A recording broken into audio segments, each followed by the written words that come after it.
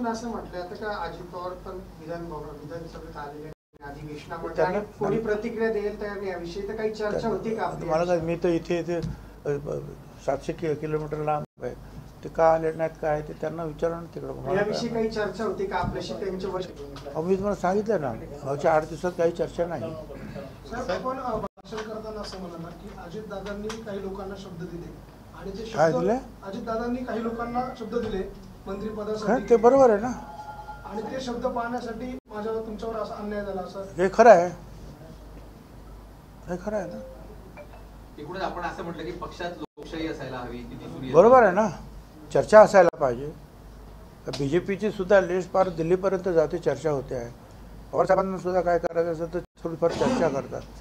इथे फक्त काय कोणाला काय माहितीच नाही, शेवटच्या खेळापर्यंत फक्त अजित पवार, प्रफुल्ल पटेल आणि तटकरे हे तिघेच. म्हणजे चर्चेमध्ये किंवा ज्याला डिसिजन मेकिंग म्हणतो त्याच्यामध्ये आमचा सहभाग शून्य.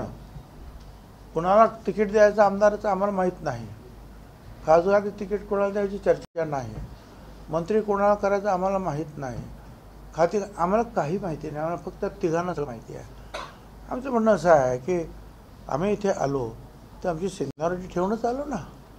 याच्यापूर्वी शिवसेनेत असेल, काँग्रेसमध्ये असेल किंवा राष्ट्रवादी काँग्रेसमध्ये, अशा प्रकारे आम्हाला विश्वासात घेतलं जायचं, सांगितलं जायचं, समजून सांगायचं हे असं करतो, याला मला सांगायचं हे बरोबर नाही. ठीक आहे, आमची सूचना कदाचित ते नाकारत असतील, पण विश्वासात घेऊन चर्चा तर होत होती.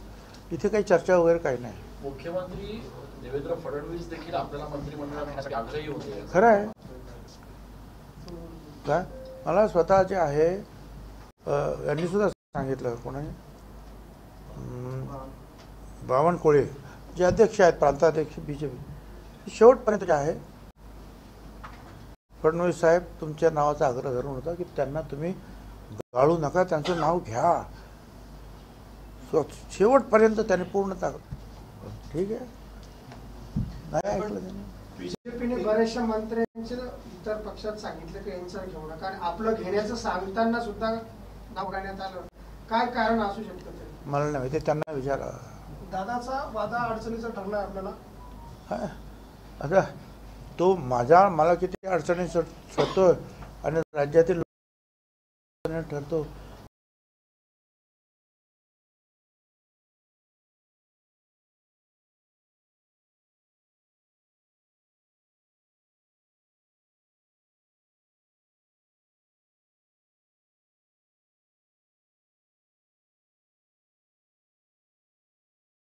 ज्यावेळेला मी शिवसेनेचा नेता झालो महानगरपालिकेतला, तेव्हापासून शिवसेनेच्या सर्व निर्णय प्रक्रियेमध्ये माझा प्रमुख हिस्सा असायचा. त्याच्यानंतर काँग्रेसमध्ये आलो, काँग्रेसमध्ये सरकार गेलो तर मला विरोधी पक्ष नेता केलं विश्वासानं, आणि मी विधान परिषदेमध्ये विरोधी पक्ष नेता झालो. CWC मेंबर होतो मी. आणि नंतर पवार साहेबांबरोबर काँग्रेसमधून जेव्हा वेगळं झालं त्यावेळेला सुद्धा पवार साहेबांनी विचारून सगळं करायचं की आपण हे करूया.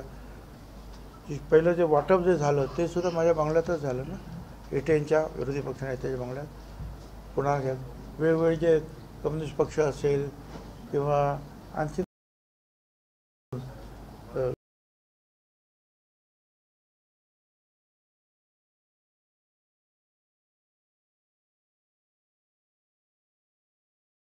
घेत होते, निर्णय काही घेत असेल पण विचार विमर्श होत होता. ठीक आहे, एकेकाची कामाची पद्धत ठीक आहे. सुप्रियाताई पण हेच बोलल्यात की पवार साहेबांच्या बाजूला तुमची मला पवार साहेबांनंतर मानाचं स्थान दिलं जातं. ते तर खरं आहे ना, सुप्रियाताई बोललं ते खरं आहे. कारण ते तुम्ही तुमचे जर जुने जे रेकॉर्ड काढून पाहिले तर तुम्हाला दिसून येईल की पवार साहेबांच्या बाजूला माझी खुर्ची असेल. एवढंच नाही तर पवार साहेबांचं शेवटचं भाषण त्याच्या अगोदरचं माझं भाषण असायचं मुख्य. हे तर खरंच आहे ना. बनवतो, बदल होतो, मोठी मोठी माणसं तयार होतात, चांगली माणसं तयार होतात, आपण मागे पडतो.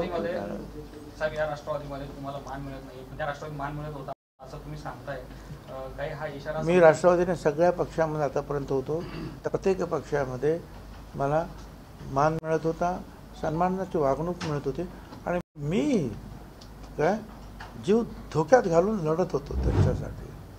मान असाच मिळत नाही, त्याच्यासाठी पक्षात काम करावं लागतं, पक्ष वाढवावं लागतं. काय त्यासाठी जर तू इतिहास बघितलं माझा तर तुझ्या लक्षात येईल. हे कुठेतरी स्वगृही परत आणि आतासुद्धा जे आहे हा मध्ये जो आहे 1 वर्ष जो आहे जो लढा चालला होता तो एक हातीच लढलो मी. माहिती आहे तुम्हाला, बीडची घरं जाळण्यापासून जो लढा सुरू झाला होता त्याच्याविरुद्ध आवाज उठवण्याचा आपण काय पाहिलं, एक हाती लढलो. परंतु त्यावेळेला अशी काही लढाई चांगली लढलो तर मला चांगलं काहीतरी बक्षीस मिळायचं. आता सुद्धा एक वेगळं बक्षीस मला मिळालेलं आहे. तुम्ही लढवई आहात असं उद्धव ठाकरे म्हणताय, सुप्रिया सुळे म्हणताय, जितेंद्र आव्हाड म्हणताय, या सगळ्या विरोधी पक्षातल्या नेत्यांना काळजी वाटते व तुमच्याच पक्षातील लोकांना नेमकं असं का वाटतंय की भुजबळांना मंत्रिपद नको? वाटतं त्यांना की हे लढवई वगैरे आता काय कामाचे लढवई.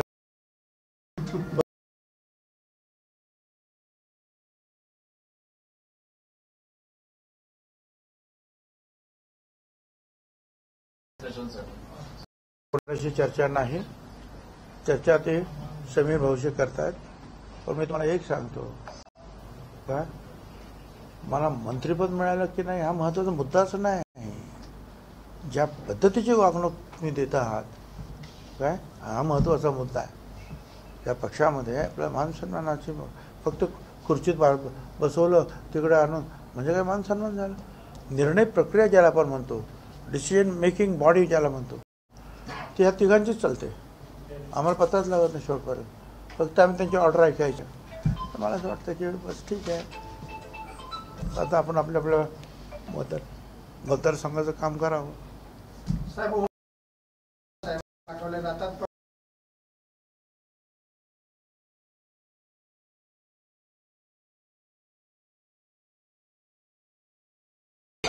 करा, तुम्ही नेहमी तयार करा. जे आहेत ते मागच्या वर्षामध्ये किती वेळा ओबीसी बद्दल बोलले त्याचा अभ्यास करा.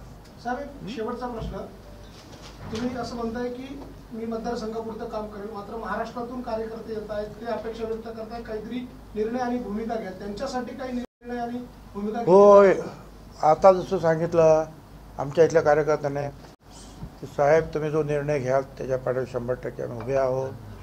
नाशिकला कार्यकर्त्यांनी सांगितलं तेच. उद्या आता परत आमचे जे समता परिषदेचे आणि इतर सुद्धा लोक येणार आहेत, लिडर्स येणार आहेत, काय काय सांगतात ते ऐकणार आहेत मी. कारण सगळ्यांना जो काही शॉक बसलेला आहे किंवा वाईट वाटलेला आहे, तर जे काय झालं ते मला परत परत सांगावं लागणार आहे. त्यातून काय त्यांचं म्हणणं ते ऐकावं लागेल. मग बघू काय करायचं. पण मतदारसंघात जे आहे सेवा करणार. चला ठीक आहे, चलो.